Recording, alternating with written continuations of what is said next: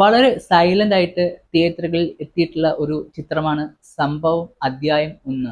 ഈ സിനിമയിലെ സംഭവം എന്താണെന്നറിയാൻ തിയേറ്ററുകളിലേക്ക് പോവുക തന്നെ വേണം.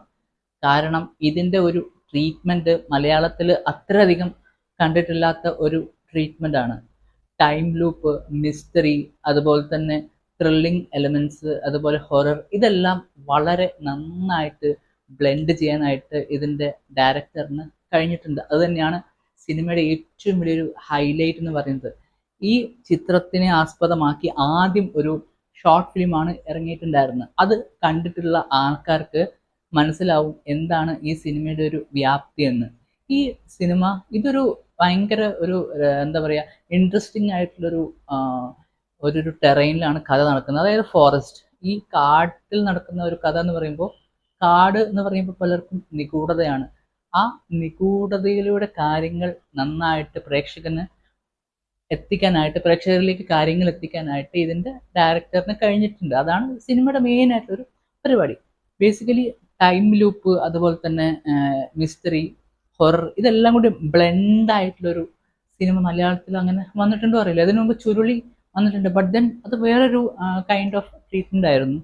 ഇത് എന്ന് പറയുമ്പോൾ ആ ഒരു ഷോർട്ട് ഫിലിം ഞാൻ നേരത്തെ പറഞ്ഞ പോലെ അത് കണ്ടവർക്ക് അതിൻ്റെ ഒരു എന്താ പറയാ, ഹൈ പോയിന്റ്സ് എന്തൊക്കെയാണെന്നൊക്കെ അറിയാം. ബട്ട് ദെൻ കുറെ എക്സ്റ്റൻഷൻ ചെയ്തിട്ടുണ്ട് സിനിമയിൽ. സിനിമയ്ക്ക് വേണ്ടി 2 മണിക്കൂർ സിനിമയാണ്, 1 മണിക്കൂർ 59 മിനിറ്റ് ഉള്ള സിനിമയാണ്. അപ്പൊ അതിൻ്റെതായ എന്താ പറയാ കാര്യങ്ങളൊക്കെ എക്സ്റ്റെൻഡ് ചെയ്തിട്ടുണ്ട്. കുറച്ചധികം ക്യാരക്ടേഴ്സ് ആൻഡ് എന്താ പറയാ കുറച്ചധികം ഈവൻറ്റ്സ് എല്ലാം സിനിമയിൽ വന്നിട്ടുണ്ട്. പക്ഷെ ഇത് പ്രേക്ഷകനെ തിയേറ്ററിൽ ഇരുത്തും, അങ്ങനത്തെ ഒരു സാധനമാണ്. കാരണം എന്താണ് അടുത്ത് സംഭവിക്കുന്നത്, അല്ലെങ്കിൽ ഉദ്വേഗഭരിതമായ പല നിമിഷങ്ങളും സിനിമയിലുണ്ട്. അപ്പൊ ഇത് കാണാനായിട്ട് ആൾക്കാർ എന്തായാലും തിയേറ്ററിൽ എത്തുന്നുമുണ്ട്. അതാണ് ഏറ്റവും വലിയൊരു കാര്യം എന്ന് പറയുന്നത്. ഒരു ചെറിയ സിനിമയാണ്, അത്ര ഭയങ്കര ബഡ്ജറ്റ് ഒന്നുമില്ല, ബട്ട് ദെൻ ടെക്നിക്കലി അടിപൊളി സൂപ്പറായിട്ട് ചെയ്തിട്ടുള്ളൊരു സിനിമയാണ്. സൗണ്ട് ആണെങ്കിലും, സൗണ്ട് ഡിസൈൻ ആണെങ്കിലും, അതുപോലെ തന്നെ മ്യൂസിക് ആണെങ്കിലും, ബാക്ക്ഗ്രൗണ്ട് മ്യൂസിക് ആണെങ്കിലും എല്ലാം തിയേറ്ററിൽ നല്ലൊരു അടിപൊളി കിടിലൻ അറ്റ്മോസ്, ഡോൾബി അറ്റ്മോസ് അല്ലെങ്കിൽ DTS-X 7.1 ആയാലും കുഴപ്പമൊന്നുമില്ല. ബട്ട് ദെൻ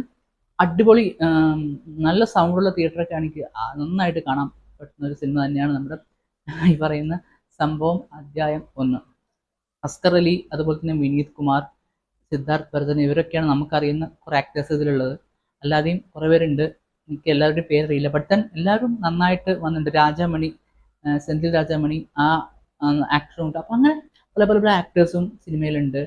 അത് അവർ നന്നായിട്ട് ചെയ്തിട്ടുണ്ട്. കാരണം എന്താ പറയാ, ഇതൊരു ഭയങ്കര താരങ്ങളൊന്നുമുള്ള സിനിമയൊന്നുമില്ല. അതുകൊണ്ട് തന്നെ എന്താ പറയാ, ഒരു കാണുമ്പോൾ നമുക്കൊരു ഒരു ഫ്രഷ്നെസ് ഇല്ലേ, അതായത് ആ ഒരു സാധനം തരുന്നുണ്ട്.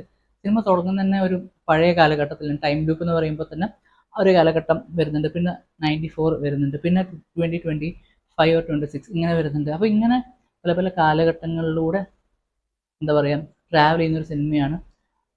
എന്തായാലും ആൾക്കാർക്ക് ഇഷ്ടപ്പെടാൻ പറ്റിയ ഒരു സിനിമ തന്നെയാണ് നമ്മുടെ സംഭവം അധ്യായം 1. നല്ല തിയേറ്ററിൽ നിന്ന് തന്നെ ആൾക്കാരെല്ലാവരും കാണാൻ ശ്രമിക്കുക.